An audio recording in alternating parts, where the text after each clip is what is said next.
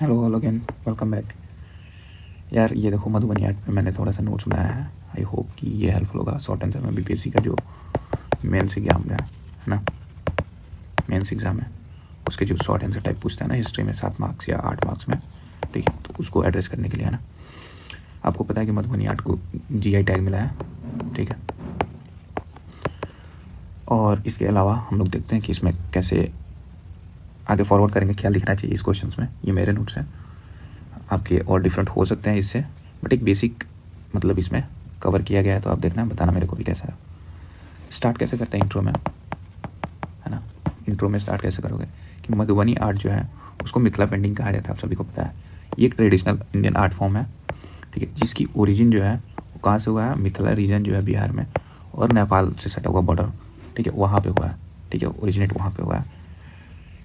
अब हम डायरेक्ट यहाँ से जंप कर जाते हैं कि जो भी इसके करेक्टरिस्टिक्स हैं उस पर, और करेक्टरिस्टिक्स को समराइज करने के लिए ना हम इस लाइन को लिखते हैं पहले कि ये इसको रिनाउट किया गया था फॉर इट्स कॉम्प्लिकेटेड पैटर्न्स, ठीक है, वाइब्रेंट कलर्स, कल्चरल थीम्स, जो कि रूटेड था, थीम्स किस में रूटेड था, माइथोलॉजी में, such as nature, daily mythology में था, उसके नेचर डिपिक्शन था, डेली लाइफ से था।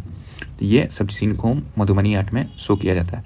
जैसे आपने पढ़ा होगा कि पटना कलम आर्ट्स में, इस प्लेलिस्ट में भी पढ़ा होगा, तो पटना कलम आर्ट्स में भी क्या था कि वहाँ पे थीम क्या था, थीम था वो क्या कहते हैं, डेली लाइफ, ठीक है। तो वहाँ पे डेली लाइफ सीन को प्रोटेक्ट किया जाता था, जिसको फिरकी भी कहा जाता है।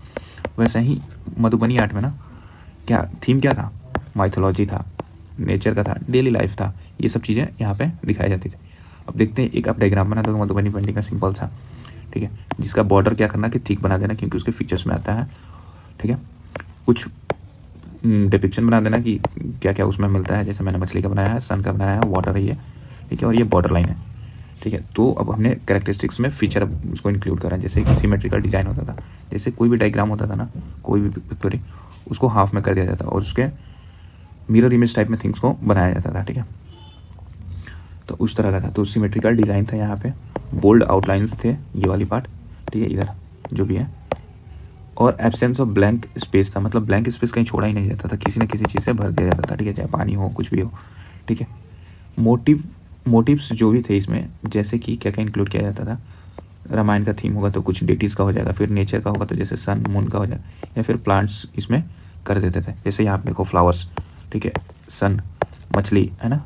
तो ये सारी चीज़ें आप इसमें मेजर फीचर में डाल सकते हैं। एनिमल्स में आप देख सकते हैं, एनिमल इन फिश में ये आ जाएगा। ज्योमेट्रिक शेप होता था, लाइक सर्कुलर शेप या फिर ट्रायंगुलर शेप, कोई भी ज्योमेट्रिकल पैटर्न, है ना।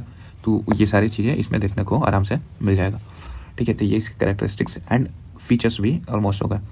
इसके कुछ फेमस आर्टिस्ट हैं, वो भी ध्यान में रखना है हमें, कि एक तो दुलारी देवी थी जिनको पद्मश्री भी मिला है। आपको पता है कि निर्मला सीतारमन जी जो है वो बजट प्रेजेंट करते टाइम जो मधुबनी आर्ट वाली साड़ी थी वही पहना था उन्होंने, ठीक है।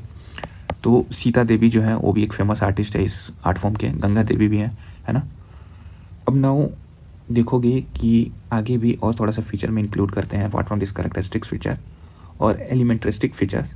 तो हम ये देखेंगे कि आर्टिस्ट जो है यूज़ करते थे फिंगर का, या कोई पेड़ के ट्विग्स होता था, पेड़ की टहनी जिसको बोलते हैं ना उसको, या फिर ब्रश का यूज़ करते थे, या फिर इवन मैच बॉक्स स्टिक्स जो होते हैं, माचिस का तिल्ले, ठीक है, उसको यूज़ करते थे for detailing to create this detail paintings often with, मतलब डिटेल पेंटिंग्स रख के यहाँ पर आने दो, वैसे वो ब्लैंक स्पेस नहीं छोड़ने के लिए ये सब करते थे, ठीक है।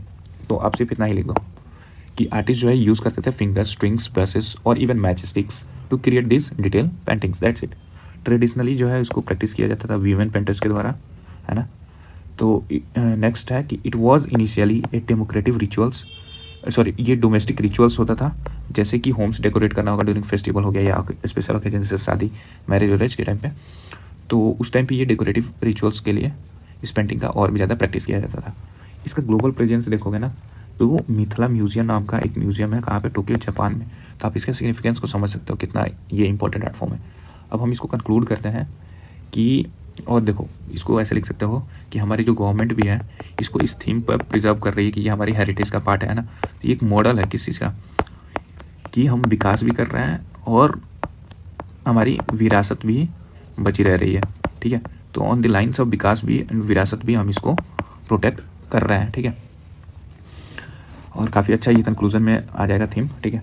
अब इसको ओवर टाइम देख सकते हैं कि इट गेन्ड ग्लोबल रिकॉग्निशन, जैसे कि जापान में उसका ये भी है, फॉर इट्स कल्चरल सिग्निफिकेंस, जैसे रामायण की डिपिक्शन होती थी, महाभारत का सीन दिखता था, ठीक है। तो वो सब चीज़ों की वजह से साथ साथ विजुअल अपील जो ये सब कुछ को इंक्लूड करता था ना, ज्योमेट्रिक पैटर्न हो गया या एनिमल या फिशरीज को करता था, अपार्ट फ्रॉम दैट कि कोई भी मतलब एरिया स्पेशल ब्लैंक नहीं रहता था, ठीक है। तो ये विजुअल अपील काफ़ी अच्छा करता था, ठीक है, एक प्रॉपर आर्ट फॉर्म को दिखाता था। आज भी मधुबनी पेंटिंग जो है, मधुबनी आर्ट जो है, वो कंट्रीब्यूट करता है किस चीज़ का, preservation of India's rich heritage, जो कि किस में बात करते हैं, आर्टिकल 51G, बगल में कोट कर दो 51AG में, ठीक है, AG में नहीं, सॉरी AF में, है ना, आर्ट कल्चर जो भी हेरिटेज तो इसी में आता है ना, फोटो और उस F में 51F में, ठीक है। और ये सोर्स भी करता है, source of livelihood for rural artisan. तो आपने सारे एंगल इसके इकोनॉमिक इंपॉर्टेंस भी बता दी, इसके करेक्टरिस्टिक फीचर्स भी बता दिए, ग्लोबल प्रेजेंस भी बता दिए, गवर्नमेंट क्या इनिशिएटिव ले रहा है, कि इसको गवर्नमेंट का कौन सा इनिशिएटिव इसको सपोर्ट कर रहा है, विकास भी विरासत भी, है ना। तो ये सब सारी चीज़ें आपको एक आंसर में मिल गई। आई होप कि आप इसको रेप्लिकेट कर पाओगे या फिर इन्फॉर्मेशन काफ़ी सही लगा होगा। Do let me know in the comment section. Thanks. और कौन सी टॉपिक नेक्स्ट चाहिए वो भी बताना। Thank you.